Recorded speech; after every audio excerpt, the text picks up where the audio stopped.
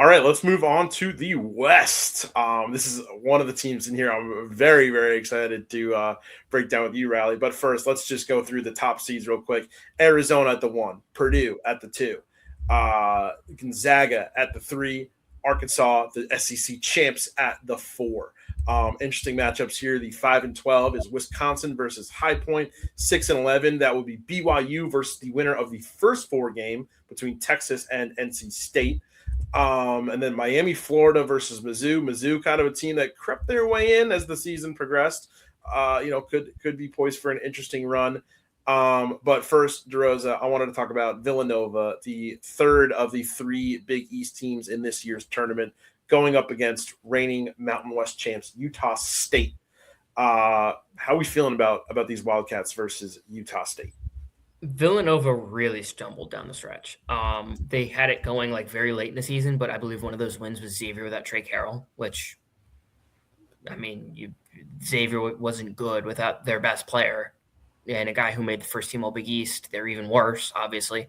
Then in the Big East tournament, they go 1 and done. They lose to Georgetown, a team that really hadn't had a ton of sustained success this year. Had a pretty decent run in the Big East tournament and played some of their best ball lately, but even so, that wasn't a very good team. And now you're playing a Utah State team that runs really good offense. I mean, Mason Falslev, I think, is going to be the best guy on the court. I just think schematically, I think this is a pretty big Utah State edge. Villanova, Georgetown really beat them on the glass. Like, that was the one area, like, Georgetown definitively won that game. Everything else was fairly even, which playing even with Georgetown is not great. The glass is where Georgetown just killed them. Like, it was not competitive on the offensive glass. And inside, Julius Halafanua went crazy. I don't think Utah State has a presence like that. They have Isaac Big Fish Johnson. He's huge.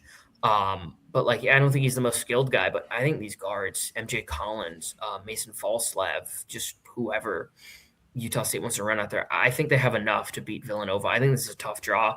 You're playing a team that's playing some of their best ball lately. They beat San Diego State in the Mountain West tournament. They kind of ran through the Mountain West all season against a Villanova team that's really slumping lately. I just think Villanova kind of maxed out on their talent. But if Villanova wants to win this game, it's pretty simple. It's a Caden Lewis. That kid is special. He's a maestro in the pick and roll. He's just going to have to completely take over this game. I think it's going to be tough, but if there's any kid that can do it, it's him. He's special. Yeah, absolutely. And let's talk about that 1 seed Arizona. They won their first 23 games of the year. Dropped 2 in a row to Kansas and then to Texas Tech in overtime. And then from then on, they won everything, right? They finished, they won out in the regular season. They won all 3 games in the Big 12 tournament, including 1 game on those slippery glass LED floors. I believe 1 game, right? DeRosa? They played at least 1 game, right? Because it was the semifinals that they cut the glass floors. I don't remember when. Well, who did they play in that game? Was it UCF? They played UCF in the first. It was the UCF game, yeah, and then by the Iowa State, because Anderson got hurt in the Iowa State game, right? When Texas Tech played Iowa State, I think that's when it was stopped. Yeah. Oh, okay. So, they played some games on those gross glass floors. But then obviously they beat Houston on the classic hardwood 79-74 to clinch the Big 12 title.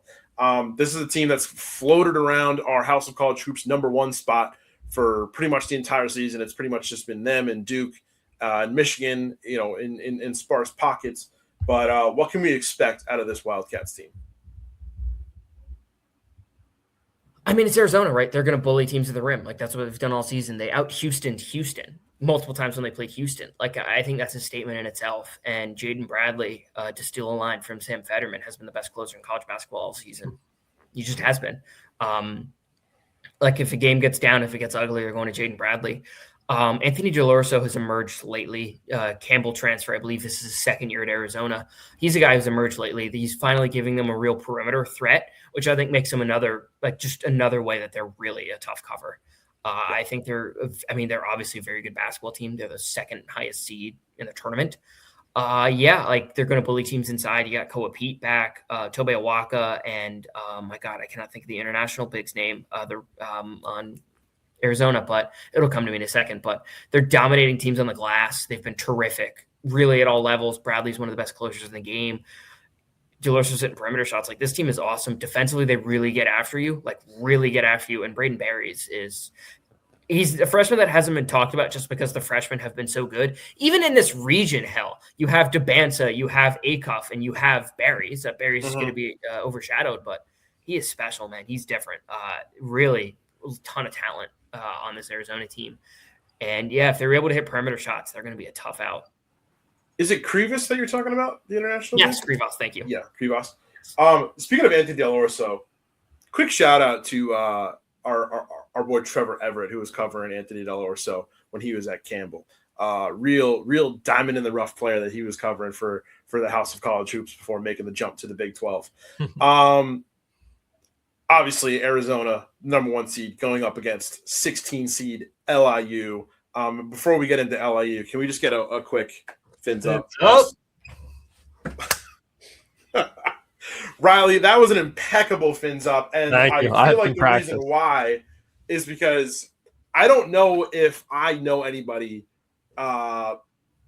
more familiar with this LIU team than you. Obviously, they've been getting a lot of exposure in these last couple of weeks because they, went on to win the NEC tournament, clinch the automatic bid, and they've been a great team. They drew big crowds in that last NEC championship game.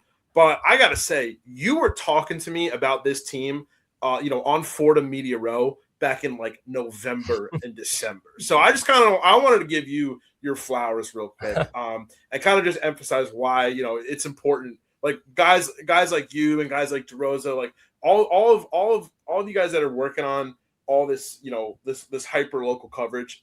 Why this is important, because if you want to learn about a story like Fins Up before it breaks the kind of the national barrier, make sure you follow guys like Riley.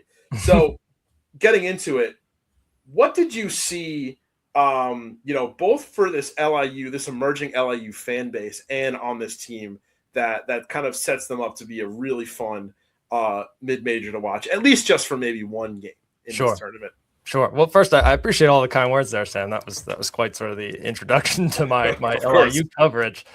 No, it's been cool because I remember being in the gym when they had 3 wins, the first season when Rod Strickland was there. And so watching sort of the team grow and sort of the fan base grow along with it has been fun. I think we should give a quick shout out to Cameron Kaufman and David Pochapin, who were kind of the ones who sort of spearheaded the growth of that fan section, the Reef, and sort of started the Fins Up. And if you've seen any of the coverage online, it's pretty much, all spearheaded by interviews with the 2 of those guys. And they've been really awesome getting to know both of them and all the work they've put in over there at LIU. I mean, for goodness sakes, Cameron Kaufman literally donated a replica shark statue to the university that they've now put just outside the gym. If you go look at my Twitter profile picture, it's the shark in the Twitter profile picture. So it's been incredible this year, really watching it all grow and take off from, again, just a couple of years ago when they had 3 wins. And stuck in an elevator, right? Yeah. Oh, yeah. I think that was 2 years ago. They got stuck in an elevator, and they also in traffic too. I was going to say Sam Fetterman. Another shout out to Sam Fetterman, was covering a game that LIU was late to because they got stuck in traffic. So,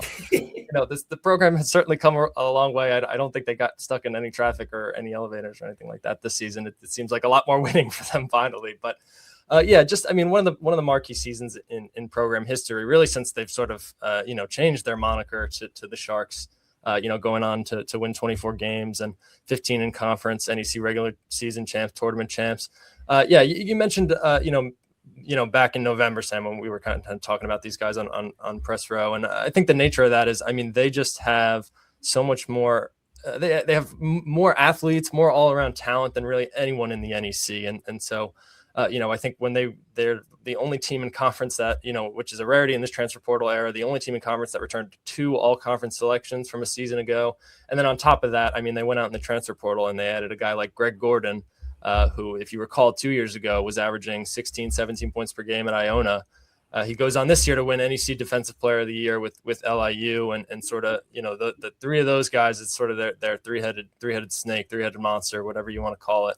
And really, they rode those 3 along with some playmakings from Jomo Goings and a little bit of size in the front court from guys like Shadrick Lassu. They rode those guys, to one of their best, their most memorable seasons in conference play in recent history, and had some big wins too. They managed to get James Madison to come down to the Steenberg Wellness Center over in Brooklyn, and they beat them pretty handedly, a team that was not in the NCAA tournament not too long ago.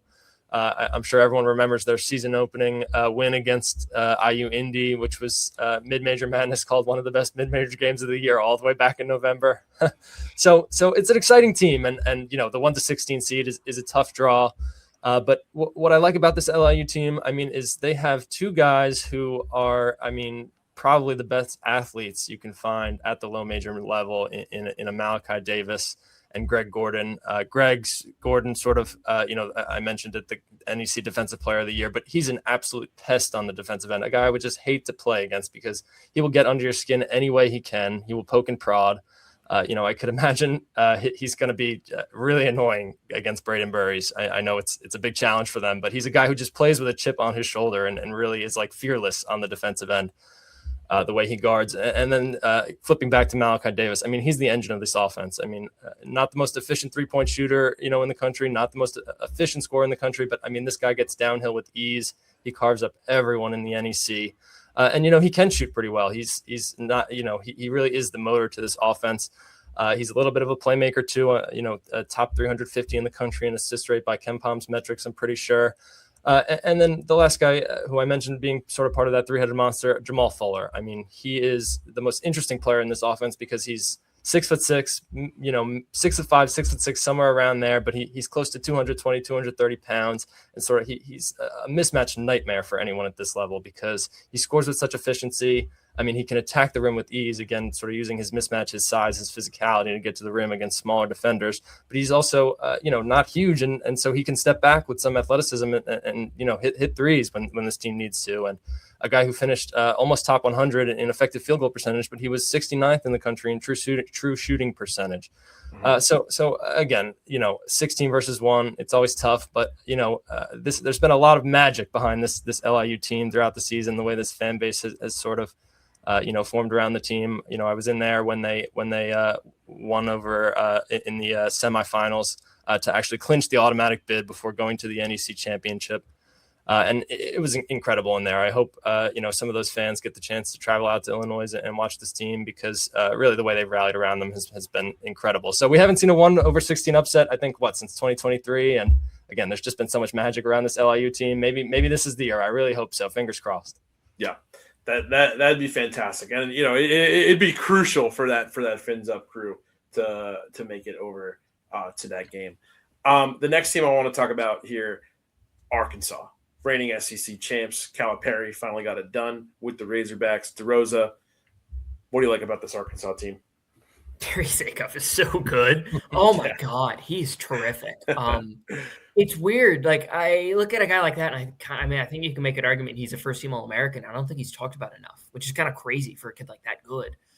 Just special. He was masterful in the championship game, the SEC championship game. I think he had 31 and 11, and it felt like casual. Like he gets in the lane at will. His three-point jump shot is butter. He's quick. He's got size. He knows how to use his body really well. He is just terrific. And Arkansas, Calipari knows how to play through a great guard. He's had Derrick Rose. He's had John Wall. He knows how to play through a guard like that. And I don't think Darius Acuff is as good as those guys, but he's up there, man. He's up.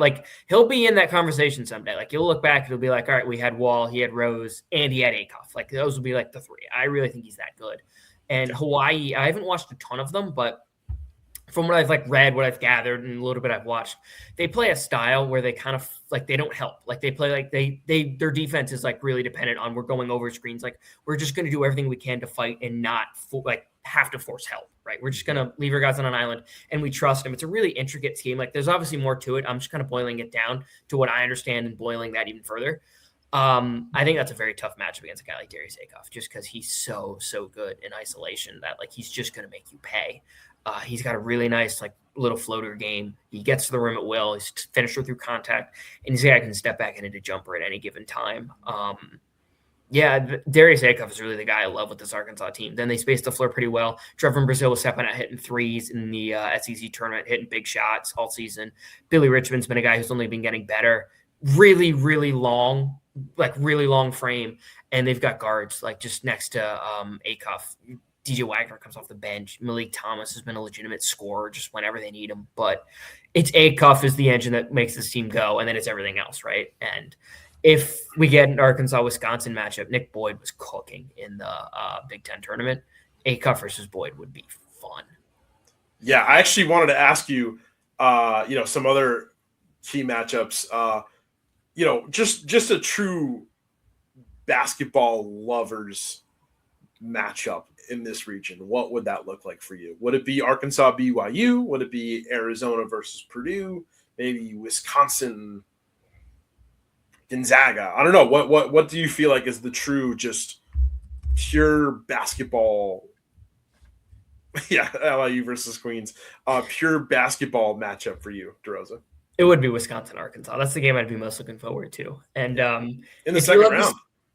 Second round. Like that is the game like I really most want to see, just because I think it creates the most interesting style matchup. And just you have two guards. Like guards win games in March. Like guards are special in this tournament. But we've also, I'll mention this team, even though they're definitely not the basketball purist team, just because they don't shoot the ball very well. They don't run a ton of great offense or anything. But Sam, we've talked about it for a while. Miami's a team I'm going to pick to go too far. I'm going to do it. I am going to do it. I think they get by Missouri because, as I've said on our bracket show we've done many times, Missouri's a Ponzi scheme. They're a Ponzi scheme. Purdue is a team that's very hot and cold, but Miami has a ball-stopping guard. True Washington, I think, is maybe the best perimeter defender of guards you will find in most games. Trey Donaldson's another very good ball stopper. And inside, I think Malik Renew's just going to see barbecue chicken against either TKR or Oscar Clough. I think it's a very good matchup for Miami, so I might have him going there. And then I think they play Gonzaga, and I might pick Miami to beat Gonzaga as well. I like this Miami team a lot. I really like what Jay Lucas has done. I think he's a very good defensive mind. They'll throw multiple defenses at you, and I think they'll find ways to answer for EK. And Gonzaga, one thing they've struggled with is some ball pressure. Mario Sansupri, I think, is a very good player, but he's a freshman, right? And he's going to go against veterans. And I think Miami could win that matchup as well. If there is a team seeded 4 or below that I'm going to pick to go to the Elite Eight, I think it's Miami. And that's terrifying because they are not a good shooting team. It's one of those sentences, right, where you scare yourself the moment that it comes out of your mouth. Yeah, I'm scaring myself, but Mama ain't raised no bitch, Sam. I'm going to do it. Right. I love it. All right, Miami to the Elite Eight, and then the real matchup to watch for any ball fanatic is Arkansas versus Wisconsin.